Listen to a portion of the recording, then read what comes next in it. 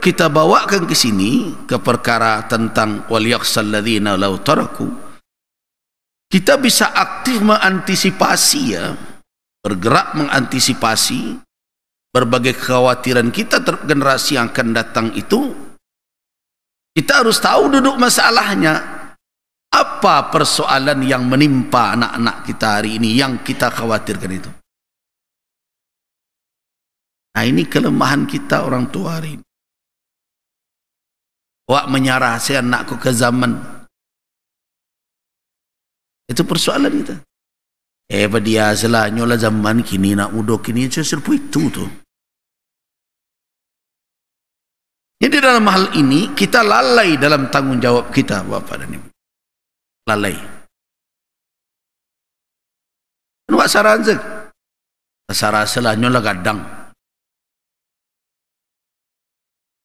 Lapenya bertindak, berbuat menurut timbangannya, yang kadang kita serahkan kepada pendidikan yang juga tidak membentuk kepribadian dan kedewasaan, sehingga dia hidup keluar, boleh dikatakan hari ini bukan berlebihan, ibarat padang rumput yang diisi oleh banyak serigala yang siap menerkam dia, tidak bisa siap menerkam dia tidak punya pertahanan untuk berlindung. Tak ada timbangan yang dibawa untuk berhadapan dengan kehidupan. Nah, kecen biasalah nyala gadang, jadi mangsa lah dia. Nah, itulah yang terus pada ibu-ibu bertahun-tahun saya ingatkan, wahai para orang tua, sadarilah kamu adalah anak awak beberapa tahun yang akan datang. Ini yang terus saya kritisi dari pemimpin-pemimpin kita. Wahai para penguasa, anda semua akan memiliki kewenangan.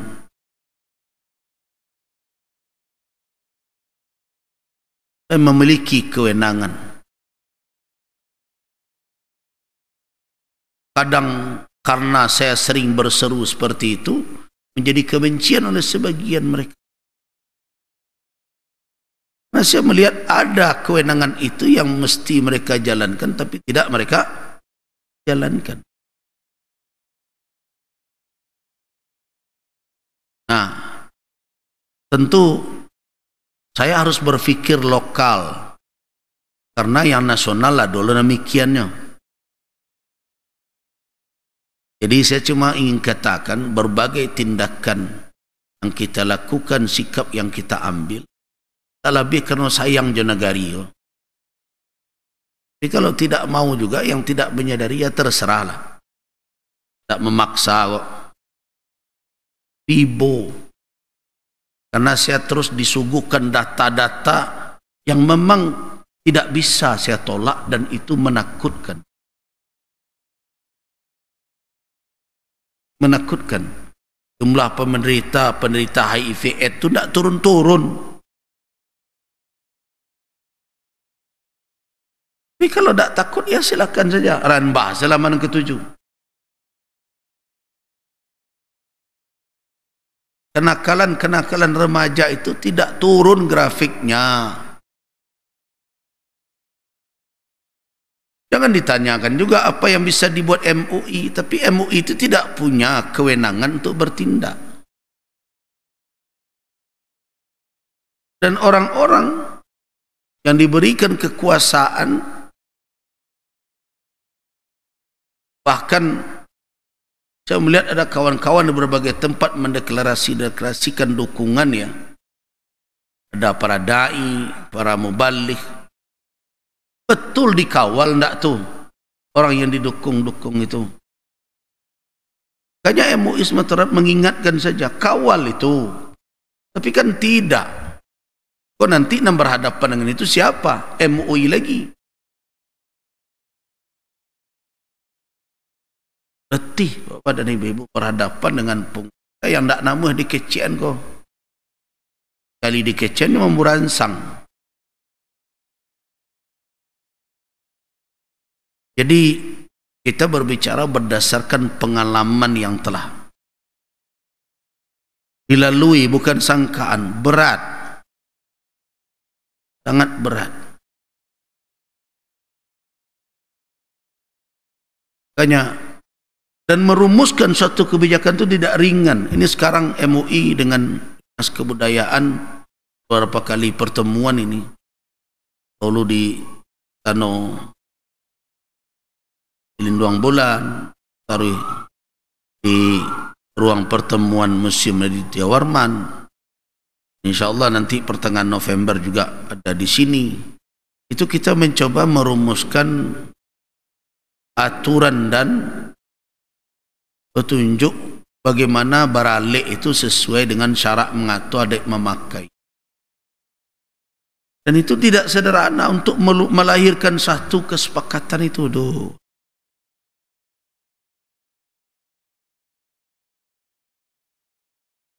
Yang kita sedihkan kawan-kawan yang mencaci maki itu di mana ketika kita mengurus itu. Sudah disampaikan ini sedang apa, sudah berapa bulan ini ada lagi ini. Nah, mudah-mudahan lahirlah, kalau tidak akhir tahun ini, tahun depan tuh sudah ada aturannya, sehingga dengan ada aturan itu bisa sikap kita ambil. Kembali kita kepada ijtihad tadi. Jadi ijtihad itu kalau dilakukan, maka apa tingkat atau hasil dari ijtihad?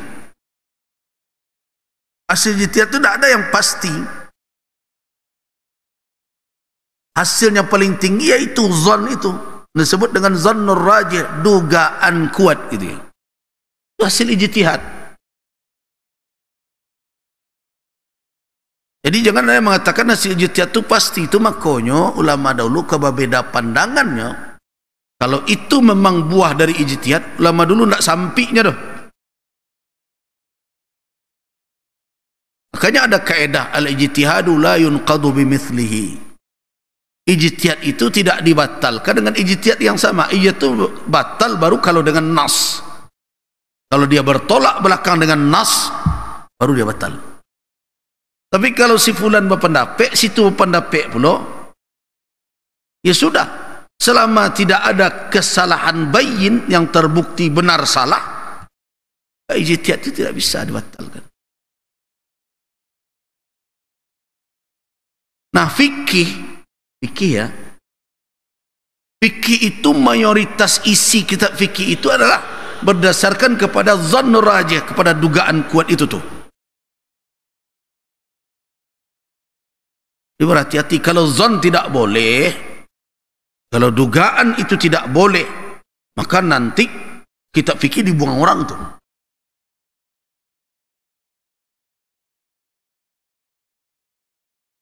Sama dengan kita pernah mengaji fikih ibadah kan, sekarang masih juga berjalan. Ada pertanyaan orang, bagaimana hukumnya mencuci tangan ketika berwuduk, ya, dari siku ke ujung jari. Apalagi orang pakai keran hari ini kan. Nah, sikunya nyoba basahi dulu, nyusiram ke bawah.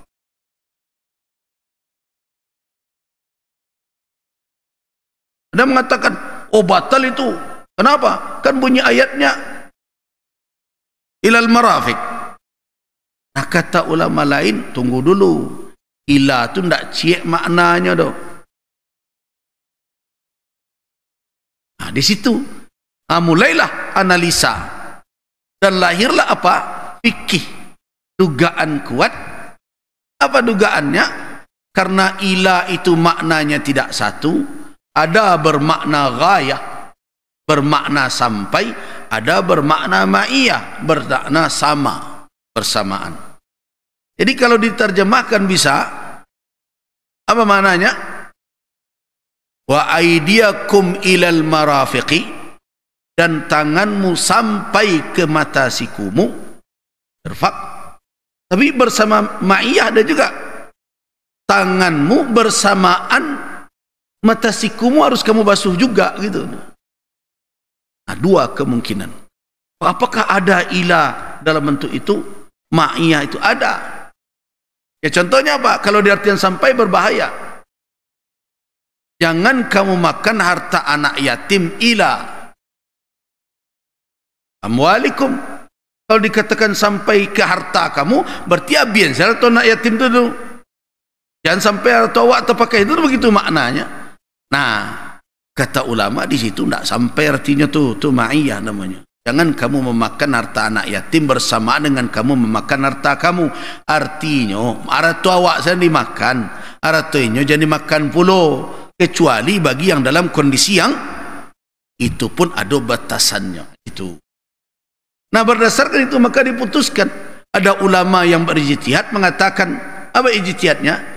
Setelah dipertimbangkan makna ilah, maka ketentuan hukumnya bahwa mencuci tangan batasnya adalah dari ujung jari sampai ke mata siku terbasuh. Sedangkan dari mana mulai membasuhnya, ada ulama pendapat afdalnya dari mata siku. Afdalnya dari ujung jari ke mata siku. Kalau toh ada yang membasuhnya dari mata siku ke ujung jari, tetap sah. Kenapa? Karena anggota yang wajib dibasuh sudah terbasuh, walaupun itu tidak afdal. Ada pendapat. Nah, pendapat yang seperti itu, apakah itu pasti qat'i? Enggak, itu zon, dugaan kuat berdasarkan dalil, pemahaman dia. Itu ya, memahami. Jadi karena itu perlu kita menggambarkan dahulu. Kalau betul kita takut generasi kita, waliyakhshal ladzina law taraku min khalfihim dzurriyyatan dhi'afan khafu 'alaihim, berarti di situ ada perintah kepada siapa? Kepada orang-orang yang bertanggung jawab membentuk generasi ini. Siapa yang bertanggung jawab? Orang tua. Dan siapa lagi? Auliaul umur, orang-orang yang bertanggung jawab atas berbagai urusan ini. Ya, termasuk di sini paman, tokoh masyarakat, ulama, umara, masuk. Nah, kalau betul ketakutan kita itu bukan hanya takut pasif, dan sekarang ini takut, iya takut ya wak, takut, tidak bisa begitu. Yang dituntut oleh Allah dalam ayat ini adalah takut aktif.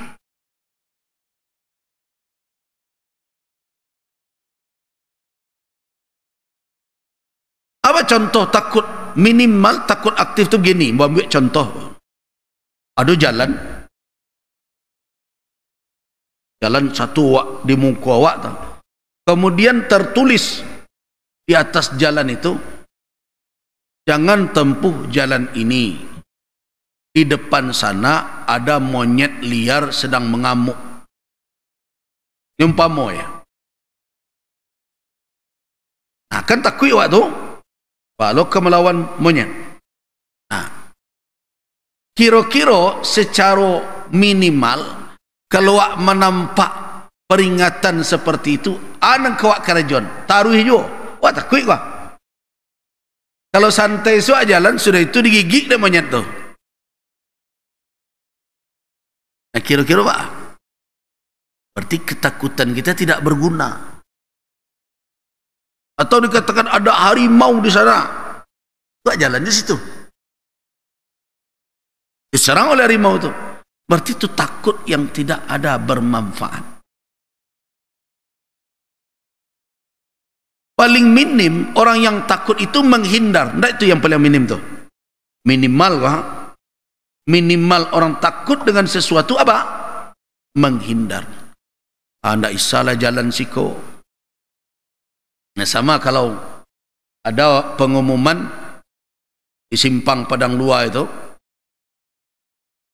para pengemudi jangan melewati misalnya Lembah Anai karena ada jalan putus. Nah, takut wak kalau jalan ke situ begitu babayo, sudah paling minim ada di kerajaan orang menghindar, cari lain jalan alternatif. Ya gitulah kira-kira. Nah, sekarang diingatkan oleh Allah, hendaklah takut mereka yang kalau meninggalkan di belakang mereka generasi yang lemah dalam kategori tadi, yang dikhawatirkan akan menimpa mereka kelemahan itu. Nah, tidak bisanya sekedar di mulut saja, yo cameh wak, yo takut awak tu. Kalau lah cerita itu kan dari itu, yo buya cameh benar wak, takut benar wak, itu agunanya. Kalau hanya sekedar itu. Nah, makanya Allah Subhanahu wa taala memberikan kita petunjuk setelah takut itu falyattaqullah. Nah, itu perintahnya. Jadi ketakutan itu diiringi dengan apa? Dengan takwa. Takwa kepada Allah dalam hal ini apa maknanya? Yaitu jaga pantangan larangan Allah, ikuti petunjuknya, jauhi larangannya. Di dalam apa? Di dalam membina dan membentuk anak-anak awak, generasi muda awak. Itu makna falyattaqullah di situ. Patuhi petunjuk syariat, ba'a membentuk generasi. Hindari yang dilarang syarak ketika kita mendidik generasi. Jalankan apa yang disuruh oleh Allah dalam kita membentuk generasi kita. Itu makna falyattaqullah di situ.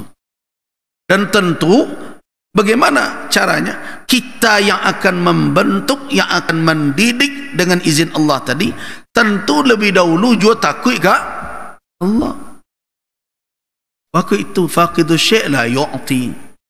Orang tak berpunya baru kebahagiaan, begitu. Suruh anak bertakwa, awak saya dah takwa. Anik menasihatinya semalam, tentu yang tu merokok tu merusak ke badan tu. Abi piti dia panik mencari sudah tu berbakar. Itulah jalih tu racun yang masuk ke dalam tubuh. Rusak anggota badan yang di dalam dia. Itu kecanduan dia jadinya. Tak dapat tu sakit kepala. Akan menyesau badan namanya. Lah panik korang gaya cerita. Pas pagi hari jago nak di antara melihat pak kok sungguh pasal kedai telan. Habis tu kaji tu sadonya tu. Habis kaji tu. Aku cik anak pak ada mengecek malam tadinya pagi yang tak boleh rokok kawannya. Itu yang perlu kita fahami. Karena itu falyattaqullah. Hendaklah mereka yang ada ketakutan tadi bertakwa dulu kepada Allah, kemudian tersimpan setelah itu waliyaqulu. Hendaklah mereka mengatakan qaulan sadida, perkataan yang lurus sesuai dengan ketakwaan tadi. Jadi kalau orang tak bertakwa, tak bisa sadid keceknya doh. Tak lurus jadinya. Pada ibu-ibu ya, kan kemarin ya saya jelaskan, ketika kita mentadabburi ayat Al-Quran, kita menemukan ada perkataan-perkataan Allah itu, kalimat atau kata-kata itu yang dipersandingkan oleh Allah. Nah, di dalam kajian usul disebut dengan dalalatul iqtiran namanya. Allah pergandingkan dua petunjuk itu tanda dua berhubungan tuh antara satu dengan lain.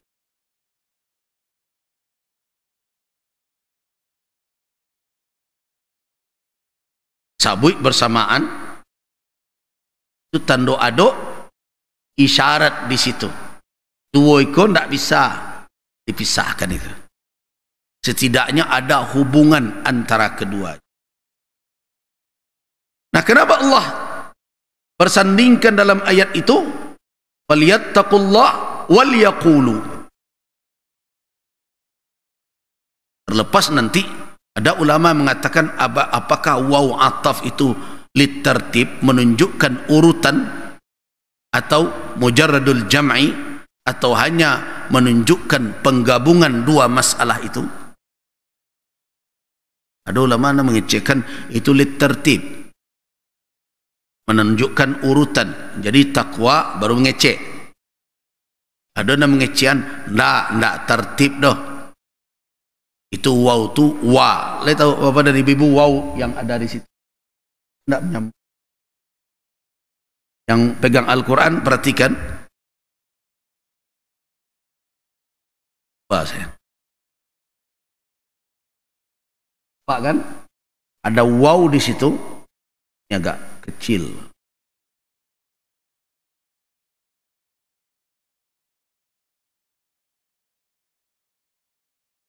Nah, perhatikan ada waw pada kalimat sebelum yaqulu itu, wal yaqulu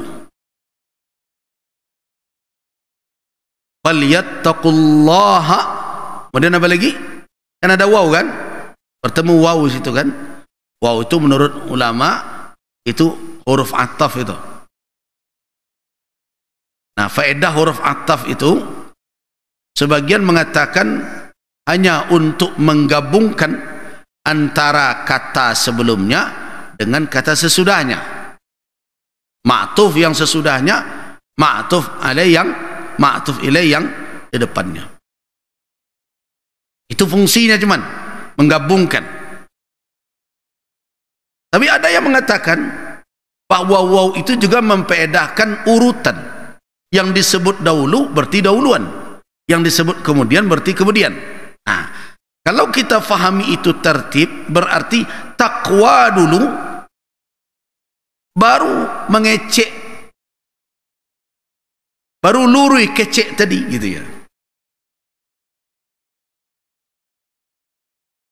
Ini kalau ketakwaan tak ada, kemudian bernasihat dan berbagai macam, mantah nasihat ia serupa tadi. Jam-jam menasihati anak tengah malam berjaga ulun itu dengar lah. Oh, petunjuk dalam hidup engkau. Tak sampai apa cocok mengecek model iko dukun. Hatun. Li'ang merokok, aiko. Kan itu tak? Kita fikir dah, piti meminta dia keranggai tu. Pi babalian ke situ. Bakar piti. Tahu tu merusak badan anan basu nambah isok tu. Gantuang dah itu, kalau tak dapat itu kepala sakit berbagai macam. Kan meniayo namanya ide itu. Walah pandai apa tadi. Dah sudah putih kajinya. Terus jago sudah subuh imbau nak ni. Mari indalah. Lihat kok pak bungkus kedai indalah. Alah habis itu. Yang tadi.